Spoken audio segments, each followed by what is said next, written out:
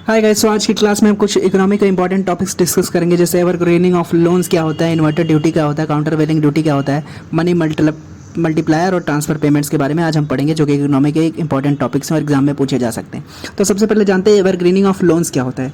Evergreening of loans, जैसे नाम से पता चल रहा है कि कोई चीज़ अगर ख़राब होने वाली रहे उसको और अच्छे से एवरग्रीन करना और अच्छे से और मतलब सराहना, एक तरीके से आप कह सकते हैं समझने के लिए। Okay, so evergreening of loans मतलब क्या होता है कि lending a new loan to a borrower on the verge of default near repayment date for of an existing loan to facilitate repayment. मतलब क्या, मतलब कोई कस्टमर है जिसने ऑलरेडी लोन ले रखा है बैंक से और वो लोन को चुका नहीं पा रहा है, डिफ़ॉल्ट करने वाला है। ओके, 90 दिन से ज़्यादा होने वाला है, डिफ़ॉल्ट करने वाला है, और उसको बैंक अगर फैसिलिटेट करते एक एक्स्ट्रा लोन दे दे कि ये लोन ले लो और पिछले लोन को चुका दो, तो that is called as evergreening of loan. Okay, lending a new loan to a borrower on the verge of default to facilitate repayment. तो ये बैंक्स अपने चाहिए कस्टमर्स के लिए करता है, एंड सच ट्रांजेक्शंस को अनडिटेक्टेड रहेंगे, क्योंकि डिटेक्ट कर देंगे तो फिर प्रॉब्लम पब्लिक आई में आ जाएगा, तो प्रॉब्लम हो जाएगी ना। तो इसी वजह से दे गो अनडिटेक्टेड और बैंक्स इसको छुपा के रखते हैं, they don't disclose them. Okay, unlike restructuring that require disclosures. मतलब रिस्ट्रक्चरिंग ये होता है कि जब बैंक्स अपने लोन्स जो एनपीए में हो गए हैं, नॉन परफॉर्मिंग एसेट हो गए, उसको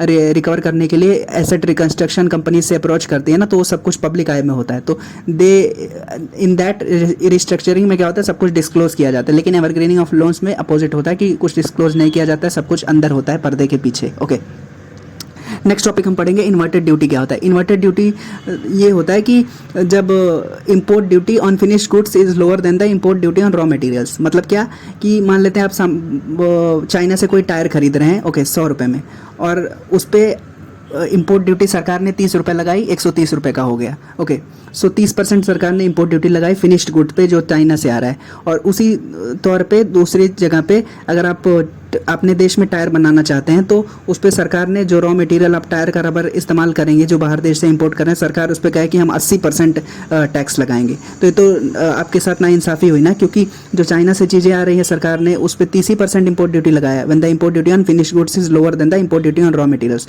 और आप टायर खरीदने के लिए जो रबर का बाहर से खरीद रहे हैं, देश से ला रहे हैं, इंपोर्ट कर रहे हैं, उस रॉ मटेरियल पे टैक्स सरकार ने फिनिश गुड्स से ज़्यादा टैक्स लगा दिया। तो उससे क्या होगा कि आपके देश में कभी चीज़ें प्रोड्यूस ही नहीं होंगी, और मान लेते प्रोड्यूस होंगी भी तो महंगी प्रोड्यूस होंगी। समझ रहे हैं ना आप कि when the import duty on finished goods, जो आप चाइना से या कहीं और से खरीद रहे हैं, उस पर कम इंपोर्ट ड्यूटी लगाए और वो सस्ती आपके देश में आ रही हैं, तो लोग क्या करेंगे, सस्ती चीज़ें तो विदेशी चीज़ें उसी को खरीदेंगे, और आपके देश में जो आप टायर बनाने के लिए जो रबर बाहर से ला रहे हैं उस रॉ मटेरियल पर सरकार ने बहुत ज़्यादा इंपोर्ट ड्यूटी लगाई है, डबल ट्रिपल, जो कि फिनिश गुड्स है उससे ज़्यादा।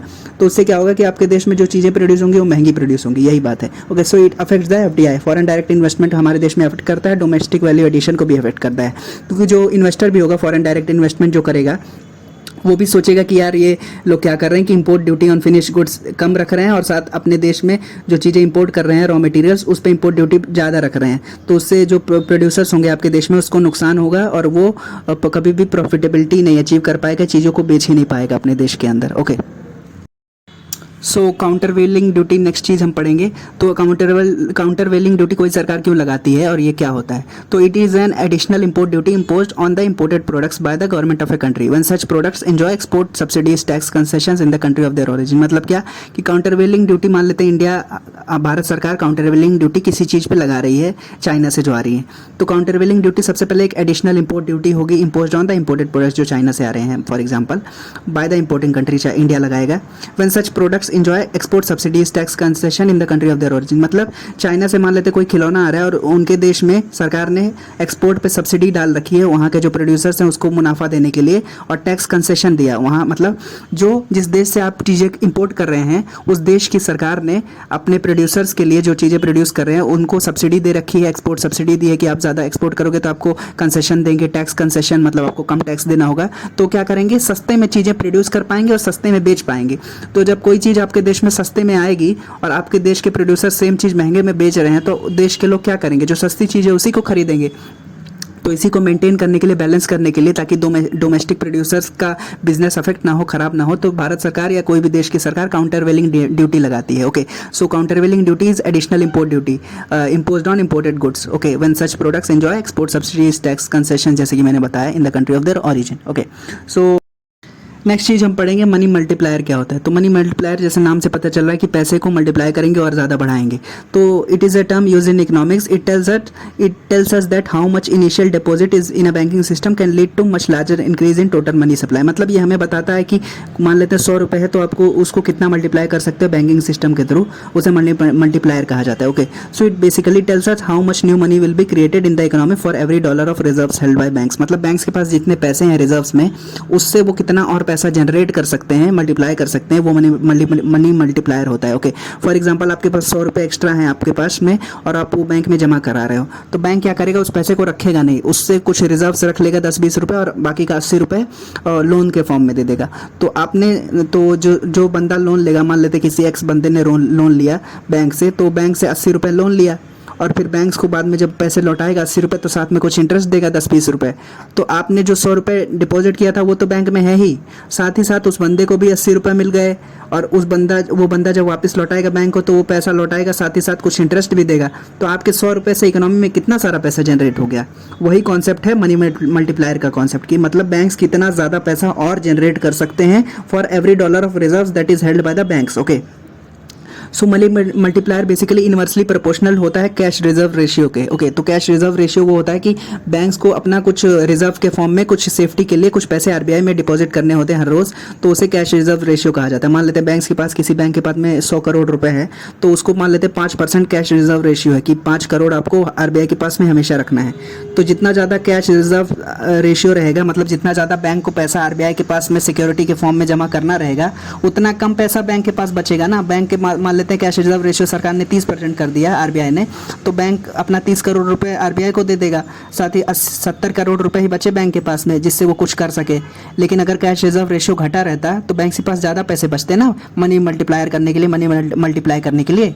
तो वही कॉन्सेप्ट है कि money multiplier is inversely proportional to cash reserve ratio. मतलब जितना ज़्यादा कैश रिजर्व रेशियो रहेगा उतना कम पैसे बैंक के पास बचेंगे, उतना कम पैसा बैंक आगे दे पाएंगे, उतना कम पैसा मनी मल्टीप्लाई हो पाएगा। Okay, so money multiplier is inversely proportional to cash reserve ratio.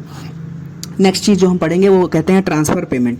तो ट्रांसफ़र पेमेंट वो पेमेंट होता है, बेसिकली कोई सरकार ट्रांसफ़र पेमेंट तब करेगी है जब उसके एवज में कोई सर्विस ना प्रोवाइड किया जाए या कोई गुड्स ना प्रोड्यूस किया जाए, उसे हम ट्रांसफ़र पेमेंट कहते हैं। मतलब ऐसे ही दे देना, वही दे देना, जिसके लिए कुछ गुड्स प्रोड्यूस नहीं हुए, जिसके लिए कोई सर्विस नहीं दी गई, वो ट्रांसफ़र पेमेंट होता है। ओके, एक तरीके से मुफ्त में दे देना। So transfer payment is a payment of money for which there are no goods are produce और no service is given. Okay, so इसे हम ट्रांसफ़र पेमेंट कहते हैं। जैसे कि सरकार देती है अनएम्प्लॉयमेंट अलाउंस, कई देश की कई स्टेट की सरकारें देती हैं, या फिर सरकार सब्सिडी दे देती है गैस वगैरह पे, तो वो भी एक तरीके से ट्रांसफ़र पेमेंट है कि मुफ्त में चीज़ दी गई है, उसके लिए कुछ किया काम नहीं किया गया।